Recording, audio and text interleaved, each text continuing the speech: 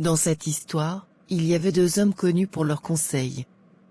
Certains allaient voir le sage, d'autres l'intelligent, mais peu comprenaient que la vraie solution se trouvait dans l'équilibre des deux. Pour mieux comprendre, allons et écoutons la première histoire. Ah, Malik. Dis-moi, tu te souviens de cette nuit où on s'est faufilé derrière la maison du vieux Salif pour lui voler ses mangues? Comment je pourrais oublier? Toi, avec ton pied gauche qui n'arrêtait pas d'écraser des branches, et moi, suspendu à l'arbre comme un singe en train d'essayer d'attraper une mangue qui ne voulait pas tomber. Et puis, la catastrophe. Le chien du vieux Salif, qui commence à aboyer comme si on venait de brûler sa maison. On a détalé si vite que je crois que mes pieds n'ont même pas touché le sol. Et le pire, c'est que dans notre précipitation, on a sauté par-dessus la clôture, directement sur ces chèvres. Ah, mon frère, toi et moi, c'est pour la vie. Peu importe ce qui arrive, on sera toujours ensemble. Évidemment. Frère pour toujours. Sinon on dit quoi? Pas grand-chose. T'as pas d'histoire à me raconter aujourd'hui, pour que je me moque de toi un peu? Toi t'aimes trop que je te raconte mes histoires, mais toi jamais tu me dis les tiens. Ah, frère Isla, j'ai juste pas la vie aussi intéressante que la tienne. Bonne écoute donc celle-ci. C'est lui, Malik, Oui, le grand garçon qui a encore peur du noir, et qui écrit des poèmes d'amour mais n'ose jamais les donner à une fille. et aussi qui pleure encore dans les bras de sa maman d'amour, et dort avec un doudou. Il paraît même qu'il a écrit une lettre pour Fatima mais qu'il l'a cachée sous son lit au lieu de lui donner. Mais c'est de moi il parle, ce sont des choses que seul Idriss connaît, il n'aurait pas pu, non, ce n'est pas possible. Yo, bonjour frère, on dit quoi? C'est toi? Hein? C'est moi quoi? Ne joue pas à ça avec moi, Idriss. Tu sais exactement de quoi je parle. Malik, qu'est-ce qui t'arrive? J'ai entendu les gens parler, Idriss. Ils rient. Ils chuchotent. Ils racontent des choses sur moi, des choses que personne d'autre ne pouvait savoir. Oh, ça. Oui, ça. Alors? Écoute, Malik, ce n'est pas aussi grave que tu le penses. Ce sont juste des petites histoires, des choses sans importance. Sans importance? Idriss, tu as vendu mes secrets au village, comme si c'était des marchandises bon marché. Oh, arrête, Malik, tu dramatises. Malik, sérieusement, tu fais une montagne de rien. C'était juste pour rire, les autres trouvaient ça drôle. Je dramatise? Moi? Tu sais quoi, Idriss? Depuis combien d'années on est amis? Depuis combien d'années je te fais confiance sans jamais douter de toi une seule seconde? Et toi, qu'est-ce que tu fais? Tu prends ce que j'ai de plus intime, et tu le transformes en plaisanterie pour amuser la galerie. Malik, écoute, les autres trouvaient ça drôle. Je voulais juste, je sais pas, détendre l'atmosphère. Ce n'était pas méchant. Pas méchant? Idriss, tu es mon ami. Mon frère. Tu étais la seule personne à qui je faisais confiance les yeux fermés. Et toi, tu as pris cette confiance et tu l'as piétinée, juste pour faire rire les autres. Ce n'est pas, je ne voulais pas. Alors pourquoi tu l'as fait? Tu sais, il y a des choses qu'on ne dit pas. Des choses qu'on garde pour soi, qu'on confie seulement à ceux qui comptent vraiment. Je t'ai ouvert mon cœur, Idriss. Et toi, tu en as fait une plaisanterie. Il n'y a pas pire trahison que celle d'un frère, je sais même plus si je peux lui faire confiance, je ferais mieux d'avoir un avis autre pour pouvoir me décider. Je vais donc aller chez le vieux sage du quartier. Approche, fils. Sage, mon cœur est en lambeaux. J'ai besoin de tes conseils. Dis-moi ce qui t'amène. J'avais un ami, un frère, même. Nous avons grandi ensemble, partagé nos joies, nos peines, mais il m'a trahi. Il a pris mes secrets et les a livrés aux autres comme une marchandise bon marché. Et que ressens-tu? de la colère, de la peine. Une immense blessure que je ne sais pas comment refermer. Laisse-moi te poser une question, fils. L'amitié est-elle un collier d'or ou un vase d'argile? Un collier d'or? Non. L'amitié est un vase en argile. Quand il tombe et se brise, on peut essayer de le recoller, mais il ne sera plus jamais le même. Alors, je dois l'oublier? Non. Pardonner ne veut pas dire oublier. Mais sache une chose, un homme sincère ne se rachète pas avec ses mots, mais avec ses actes. D'accord, sage, merci pour le conseil. Je vais réfléchir. Ah, Malik, ça fait un moment. Écoute, j'ai beaucoup réfléchi. Je ne vais pas mentir, ce que tu as fait m'a blessé. Mais j'ai réalisé quelque chose, on est amis depuis toujours. On a grandi ensemble, on a tout partagé. Est-ce que je dois vraiment jeter tout ça à cause d'une erreur? Malik, tu es quelqu'un de bien. Vraiment. Je suis content qu'on passe à autre chose. Je vais tout faire pour me faire pardonner. Ah, franchement, Idriss, tu as trop de chance d'avoir un ami comme Malik. Un ami naïf surtout. Il revient toujours, même après ce que tu fais. Mais oui. Malik, c'est quelqu'un de trop gentil. Il croit que tout le monde a un bon fond, il me pardonne toujours. Un vrai chien fidèle. Mais attends, tu n'avais pas dit que tu allais arrêter tes conneries avec lui? Arrêtez? Pourquoi faire? Il est tellement prévisible. Il m'a pardonné comme si rien ne s'était passé. Du coup, j'en profite encore un peu. Et toi, tu en profites bien, hein? Et c'est quoi ton dernier coup? Évidemment. Tu veux que je te dise un truc encore plus drôle? L'autre jour, il est venu me raconter ses doutes sur Fatima. Il se demande si elle l'aime vraiment ou si elle joue avec lui. Eh bien, devine quoi? Je l'ai dit à Fatima le soir même. Il m'a confié qu'il voulait lui parler sérieusement. Eh bien, j'ai pris les devants. Je lui ai dit que Malik était trop hésitant, pas assez sûr de lui. Et maintenant, elle m'envoie des messages tous les soirs. Sérieux, tu es en train de lui voler sa meuf, là? Ce n'est pas ma faute si Malik est trop lent. Sérieux, et elle? Elle s'est moquée de lui, évidemment.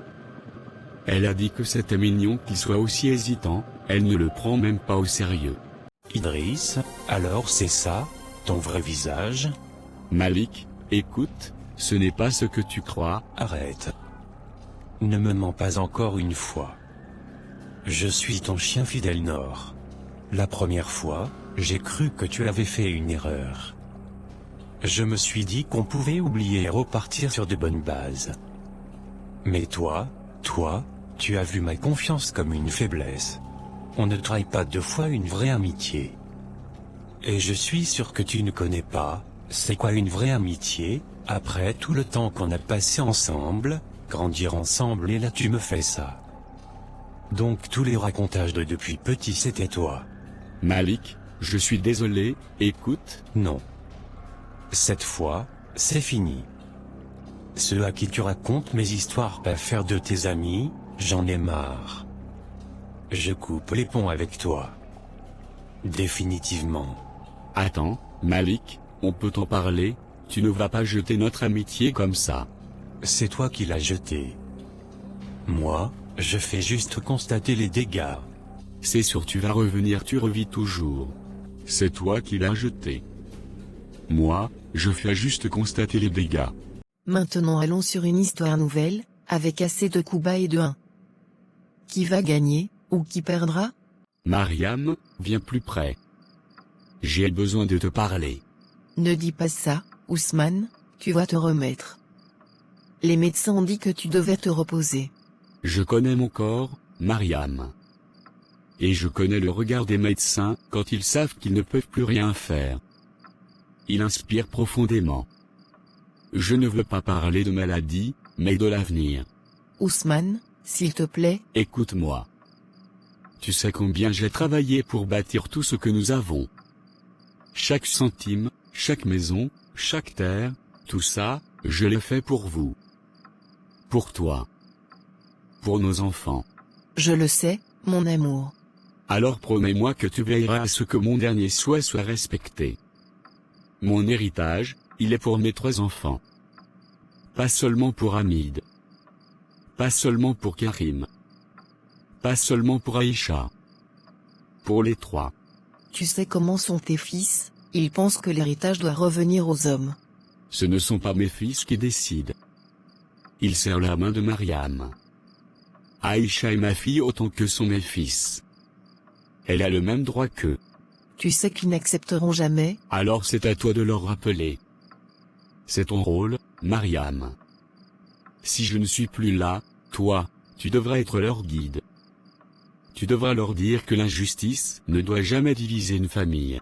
Je ne sais pas si j'en aurai la force. Tu es plus forte que tu ne le crois. Et surtout, il marque une pause, puis reprend d'une voix plus faible. Si jamais un jour, Aïcha doit se battre pour ce qui lui revient, ne l'abandonne pas. Ousmane, arrête. Prends soin d'eux, des 3. Ousmane? Maintenant que père est parti, nous devons gérer ses affaires. Maman va vouloir qu'on respecte ses volontés. Ses volontés? Tu penses qu'il aurait réellement voulu diviser son héritage en 3? C'était un homme d'affaires, il savait que c'est au fils de gérer le patrimoine. Mais Aïcha est notre sœur, justement. Elle est une femme. Votre père m'a fait promettre une chose avant de partir. Il voulait que son héritage soit partagé équitablement entre vous 3. Ce n'est pas la tradition, maman.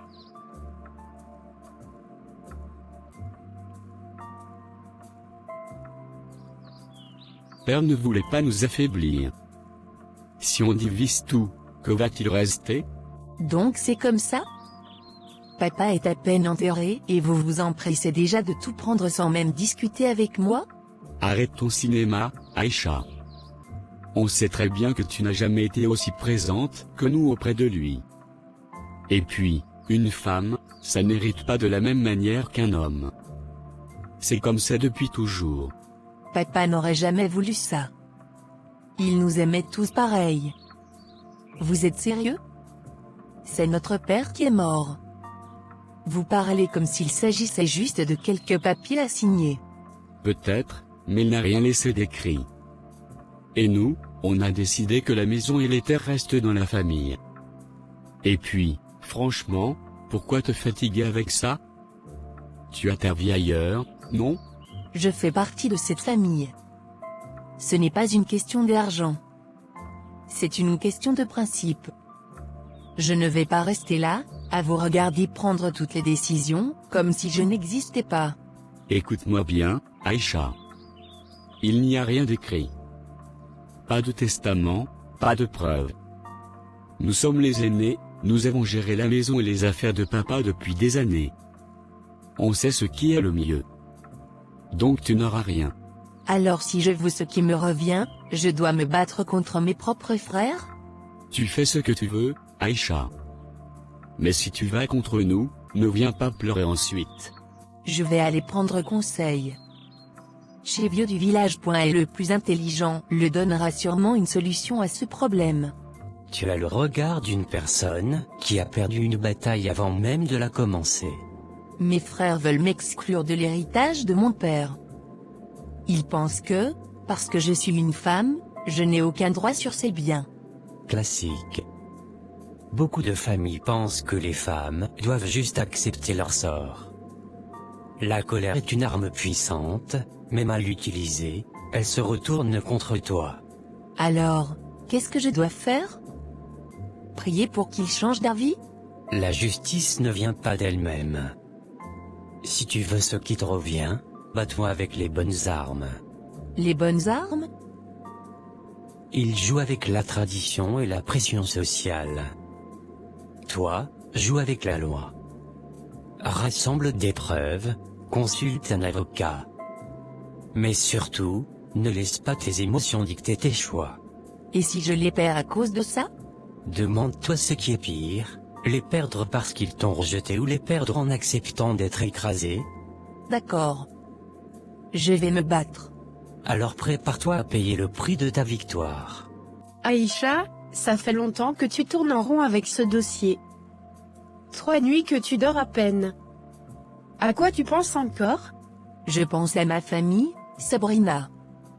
Je pense à mes frères, à ma mère, je pense à ce que je suis sur le point de faire. Tu veux dire, revendiquer ce qui te revient de droit?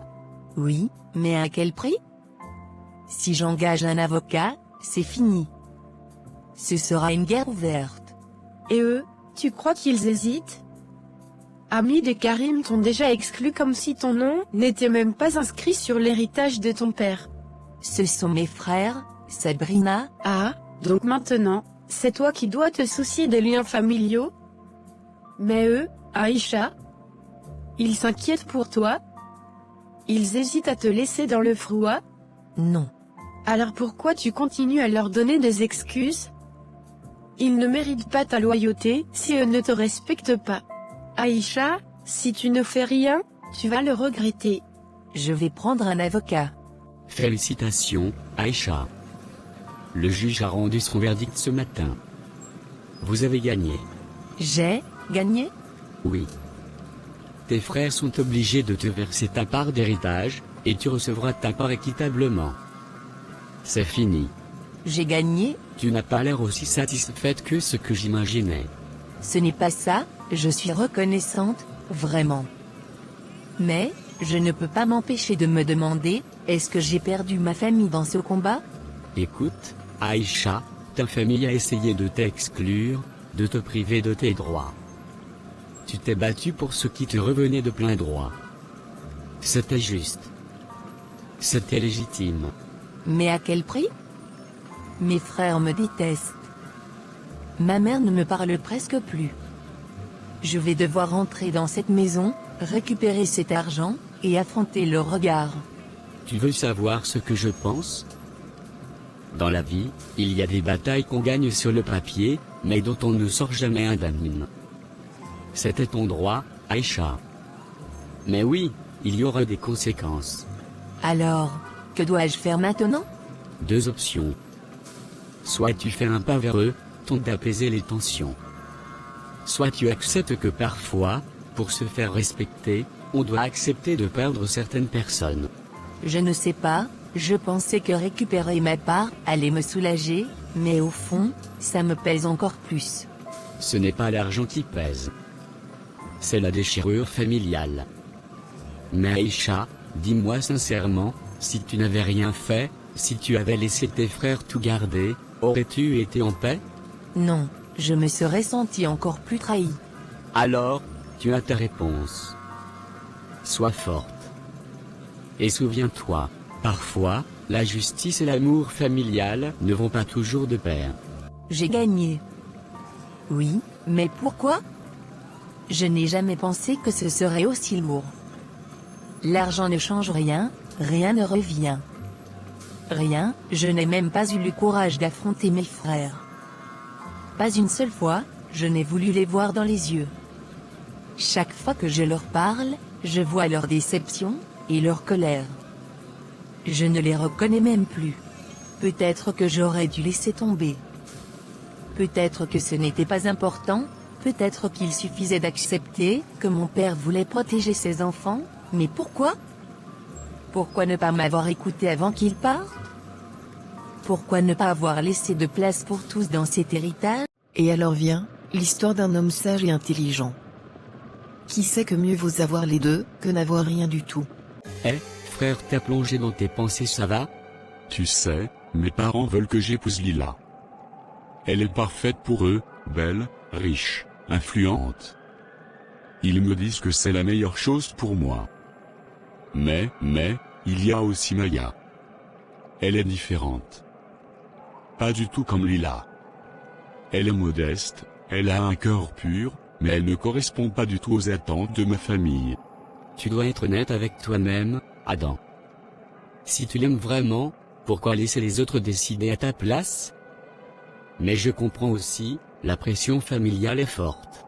C'est ça le problème. Je suis coincé entre ce que je ressens et ce que tout le monde attend de moi. Alors, comment vont tes parents? Toujours pressants avec Lila? Oui, ils veulent vraiment que j'épouse Lila. Mais je n'arrête pas de penser à toi, Maya. Je sais que ma famille attend de moi un mariage avec Lila, mais Je comprends, mais toi, qu'est-ce que tu veux vraiment, Adam? Tu veux qu'il décide à ta place ou que tu suives ton cœur? je veux être avec toi, Maya. Mais je ne sais pas comment faire face à la pression. C'est pour ça que je dois en parler à ma famille. À commencer par mon père. Je comprends, tu es vraiment en difficulté de choix. Et je ne peux pas te forcer à faire ce que tu ne veux pas. Et aussi je respecte ton choix. Tu es tellement sage et intelligente, Maya. Si je ne te choisis pas, ce que j'ai raté l'amour de ma vie. Tu es si gentille, aimable et douce. Merci amour, mais tu dois aller voir ta famille pour leur dire ton ressentir et ton choix. Réfléchis bien avant de parler et écoute tes parents avant toute chose. Vraiment merci, Mamour. Père, il faut que je te parle. Je sais que tu veux que j'épouse Lila. Mais, je suis tombé amoureux de quelqu'un d'autre. D'accord, je suis là. Qu'est-ce que tu veux me dire? J'espère que ce n'est pas à propos de ton mariage avec la fille du gouverneur. Mais... Papa. Adam, Lila est une bonne fille. Elle a tout ce qu'il faut, une famille solide, une position sociale stable. Ce mariage assurera ton avenir. Pourquoi compliquer les choses? Je comprends ce que tu dis. Mais, je t'assure, ce n'est pas ce que je ressens au fond de moi. Je veux me marier par amour, pas par obligation. Et ce n'est pas avec Lila que je veux être, c'est avec Maya. Cette fille que tu veux nous présenter, qui est ton père, sa mère, ou encore quel poste a sa famille dans la localité. Tu vois, tu n'arrives pas à répondre, va y réfléchir encore. Maman, je dois te parler. C'est important. Qu'est-ce qu'il y a, mon fils? Je sais que tu souhaites que j'épouse Lila, mais, je suis amoureux d'une autre fille. Elle s'appelle Maya. Maya? Mais elle n'a rien de ce que Lila a à t'offrir. Elle n'a pas le statut, la richesse. Adam, tu dois comprendre que l'amour seul ne suffit pas pour construire une vie. Mais je t'assure que c'est elle que j'aime. Pas pour sa richesse ou son statut, mais pour qui elle est. Elle a un cœur pur. Tu as ton propre chemin à suivre, Adam. Mais sois sûr de ta décision. Ne laisse pas tes sentiments t'égarer. Lucas, il faut que je te parle. Tu sais que nos parents veulent que j'épouse Lila, mais, je t'avoue, je n'arrive pas à l'imaginer à mes côtés. Ce que je ressens pour Maya, c'est différent. Alors pourquoi tu te poses encore des questions? Si tu l'aimes, tu n'as pas à choisir entre elle et ce que veulent les autres. C'est ta vie, Adam. Tu as raison. Mais il y a tellement de pression, je dois faire en sorte que mes parents acceptent. Alors, Adam, Lila ou Maya? Qui est celle que tu veux vraiment? C'est Maya. Mais je sais que ma famille attend Lila. Ce mariage semble parfait sur le papier, mais, ce n'est pas celui que je veux. Mais pourquoi choisir une vie qui ne te ressemble pas? Si tu veux être heureux, il faut écouter ton cœur. Peu importe ce que les autres veulent. Merci, Claire. Tu as toujours su me comprendre. Mais je vais aller prendre conseil chez le sage du quartier. Et là mes idées seront claires. Alors, jeune homme, que puis-je faire pour toi? Je suis déchiré entre deux choix. Ma famille veut que j'épouse Lila, mais mon cœur veut être avec Maya. Je suis perdu. Mon enfant, il est essentiel de suivre ton cœur, car il sait ce qui te rendra heureux. Mais la sagesse te guide aussi. Ne laisse pas les pressions extérieures t'éloigner de ce qui est vrai pour toi. Merci, sage.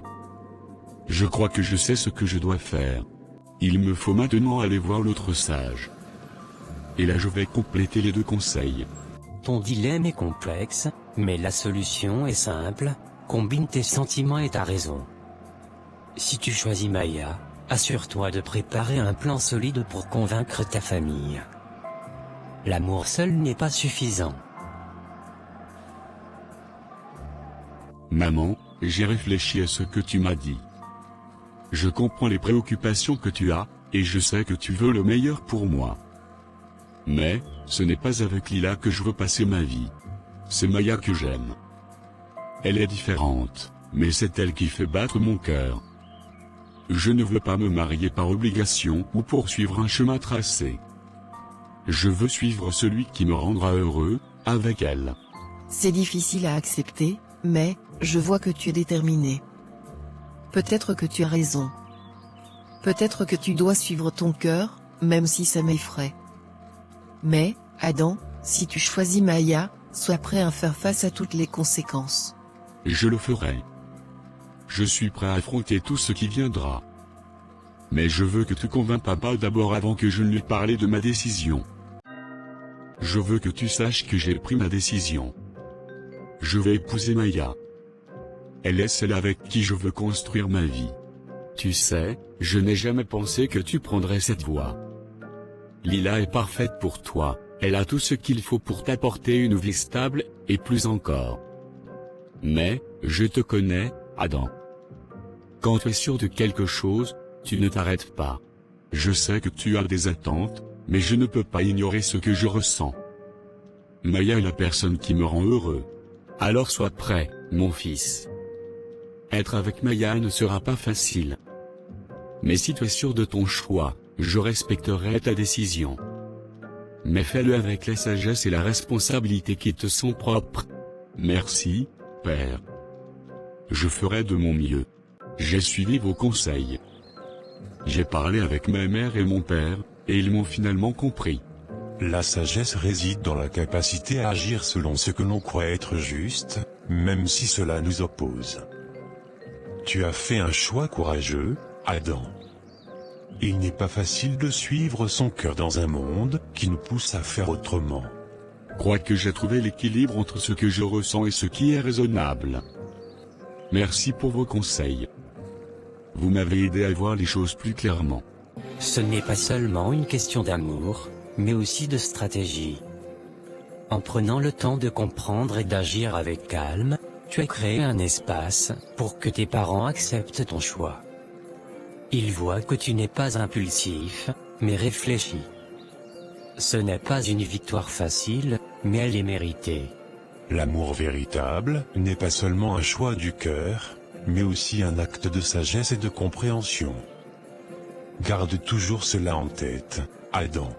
Et rappelle-toi, la sagesse et l'intelligence ne sont pas deux choses opposées, mais complémentaires. C'est ainsi que l'on construit une vie équilibrée.